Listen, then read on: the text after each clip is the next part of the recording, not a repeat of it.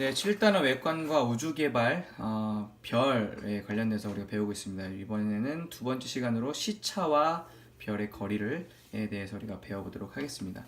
우리가 별의 거리가 굉장히 멀리 떨어져 있는데 이것을 측정하려면 직접 측정할 수 있는 방법이 불가능하겠죠. 그래서 이것을 우리는 시차를 이용해서 별의 거리를 구할 수가 있습니다. 그 과정에 대해서 우리 한번 살펴보도록 하겠습니다. 시차는 우리가 1학기 때에서도 배웠다시피 같은 나무를 바라본 모습입니다. 하지만 관측자 위치가 바뀌었죠. 바뀜에 따라서 위에 배경이 또 달라지는 것을 볼 수가 있습니다. 이런 것을 우리가 시차라고 합니다. 자, 연필을 이용해서 우리가 시차 거리의 관계를 살펴보도록 하겠습니다. 자, 이게 뭐냐면 만약에 별이 이렇게 있습니다. 그 다음에 우리가 지구상에서 별을 바라볼 때 가까이 있는 별이 있고 그 다음에 멀리 있는 별이 있을 겁니다. 그럼 지구는 이렇게 공전을 하겠죠. 자, 이때 양 끝에 왔을 때, 즉 이쪽에 있을 때와 이쪽에 있을 때 이 별을 바라보는 각도의 차이가 생길 겁니다. 이게 바로 시차겠죠. 자, 이번에 멀리 있는 별은 어떻습니까? 멀리 있는 별을 관측을 하면 이런 식으로 시차가 생길 테고요.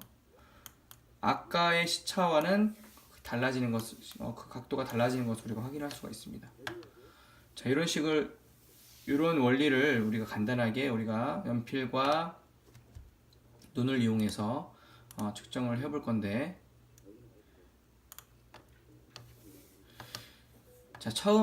맨 처음에 어떻게 하냐면 한쪽 끝 연필의 끝과 먼저 오른쪽 눈의 끝을 일치를 시킵니다. 팔을 뻗은 다음에 일치를 시키고요.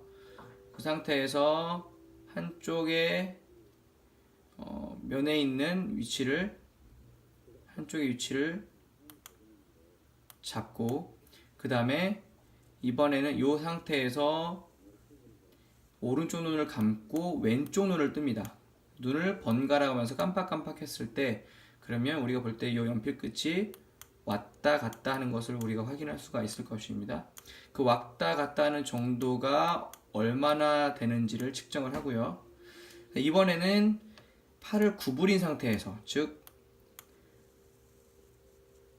연필 끝과 눈이 좀 가까이 있는 상태에서 를 해놓고, 이번 똑같이 양쪽 눈을 번갈아 가면서 깜빡깜빡 할 때에 이 시차가 이번에는 어떻게 바뀌는지를 우리가 실험을 해보는 겁니다. 즉 이때는 멀리 있는 별을 관측하는 거고, 이번에는 가까이 있는 별을 관측하는 거가 되겠죠. 그래서 멀리 있을 때랑 가까이 있을 때랑 즉 시차가 어떻게 되는지 우리가 그 관계를 살펴보는 그런 실험입니다. 자, 실험 결과는 여러분들 각자 해보도록 하고요.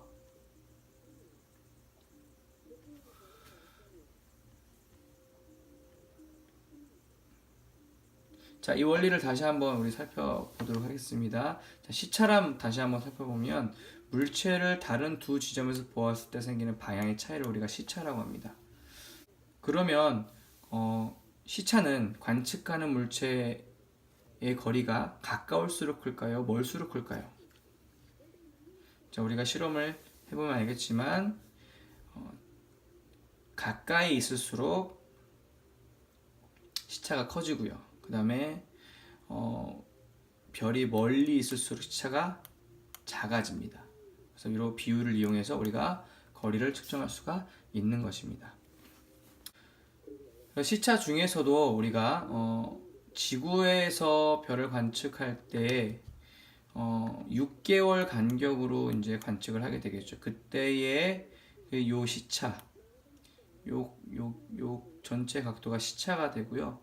그 중에서도 그 시차의 절반을 우리가 뭐라고 하냐면 바로 연주 시차라고 합니다. 즉 시차의 2분의 1이 바로 연주 시차가 되는 것입니다. 자, 이 관계 잘 기억하세요. 자, 시차는 전체의 각도를 말하는 거고요. 그거의 반은 연주 시차로 말합니다. 그러면 왜 시차를 전체 각도로 안 하고 왜 반만 할까? 즉 연주 시차를 왜 도입했을까? 의문이 들겠죠? 자, 바로 이렇게 반을 나누게 되면 이렇게 삼각형이 됩니다.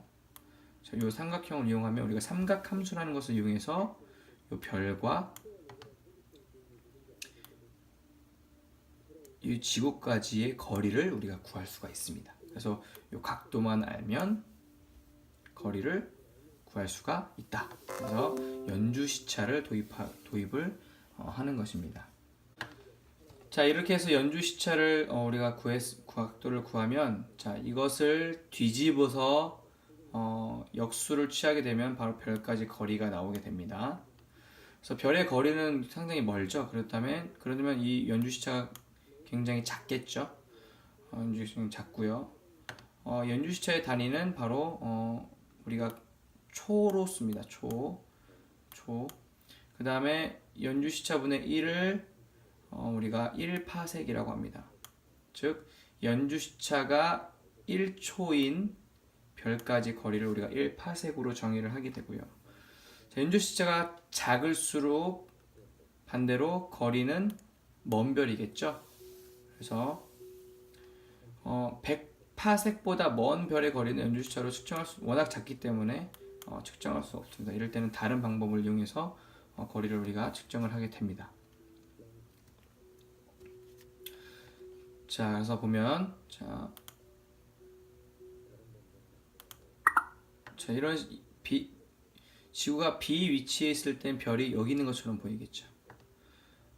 이번에는 지구가 공전을 해서 쭉 6개월 뒤에 A 위치에 있을 때는 바로 별이 여기가 있을 겁니다. 그러면 요 별과 요 별의 사이 각도를 우리가 별의 시차라고 했고요. 그 중에서 별의 시차의 반을 우리는 연주 시차라고 했습니다.